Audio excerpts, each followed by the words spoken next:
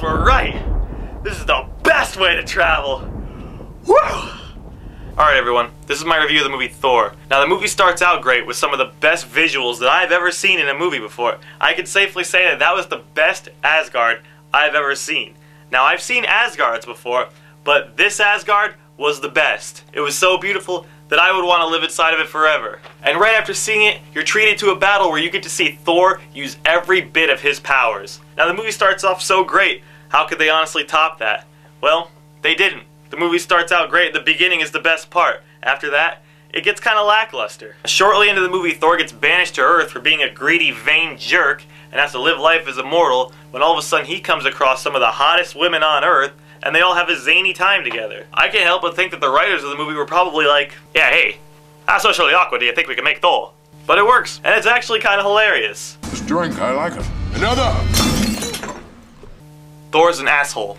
This is going on Facebook, smile. I kind of like the scene where he goes into a pet shop to try to get a horse. But aside from the silly jokes made at his expense and a couple of antics, there's really not a lot going on while he's on Earth. And while he's there, I never really feel like there's a sense of danger or impending doom. There's really not a lot happening. I mean, most of the time Thor's there, he's just looking for his hammer. Where's my hammer? I can't find my hammer. Anybody see my hammer? So Odin's pretty pissed, and when he banishes Thor in the hopes that he learns his lesson, he also won't let him use his hammer. So we get that pretty cool scene where Thor tries his hardest to get his hammer, and when he can't lift it, he basically falls apart. Which to me would have been a great scene if the audience didn't know ahead of time that he wasn't going to pick it up. We were ready for that letdown, which I think takes away a lot of the drama and emotion from the scene. I mean, you can see it in his eyes. He's like, we already know he's not going to pick up the hammer. It sucks, but we shouldn't have known. It would have been a much better scene if we didn't. To make matters worse, Loki says to Thor that his father's dead and his mom won't let him go back to Asgard, so we the audience should feel really bad for him. I mean, that's a pretty shitty day to have, but it doesn't seem to affect him too much because 2 scenes later he's making waffles and giggling with the hot ladies. Don't get me wrong, I'm sure anybody would want to have hot women around them at such a crucial point during their life. Hey, you know how you're not allowed to touch your hammer? Well, your dad's dead, and your mom won't let you come home. Get away from me, ugly. Get well soon. But seriously, it really didn't seem like that big of a struggle for him. He just kind of accepts it and moves on, which would be really great, except for the fact that he goes through all these changes in 2 days. 2 days, really? 2 days. You can cope with your father's death, except that you can't go home, and you learn your lesson in 2 days? God of Thunder? More like God of being really okay with stuff. So now it's time for the climactic battle, and I don't know about the rest of the audience, but I'm waiting for an all-out war between the ice giants and the people of Asgard. We deserve it. We've been waiting. I know that's what everybody else is probably thinking. When's the battle with the ice giants going to happen? When is it going to happen? We don't get that. We don't get anything like that. What do we get? A mere tussle. A tussle with Loki and Thor. That's it. That's what we've been waiting for.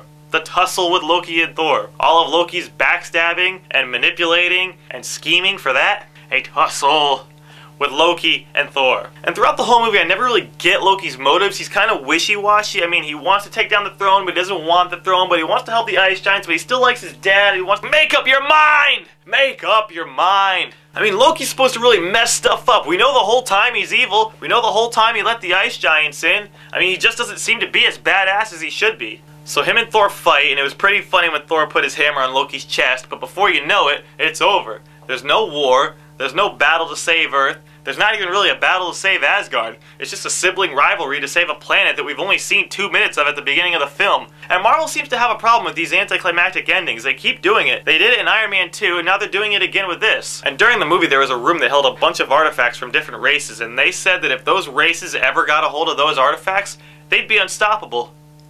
Where's that story? That's the story that I want to see. That's the movie that I want to see, and I thought that I was going to get that. That would have been a much better ending. It seems to me like the producers just spent most of the budget on Asgard and let the rest of the movie just simmer in a small town. Yeah, spend it all on Asgard. It's got to look good. Don't worry about what Thor's going to do. We'll have him walk around the town for a few hours.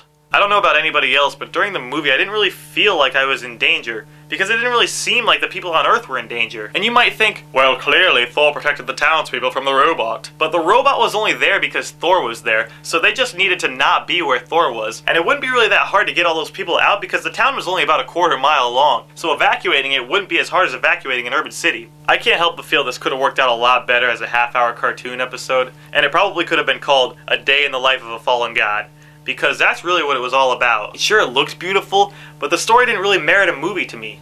Does Thor deserve a movie? Absolutely he does. But I also think he deserves a better story, or at least a better ending. Nice job adding Hawkeye though. That was pretty cool.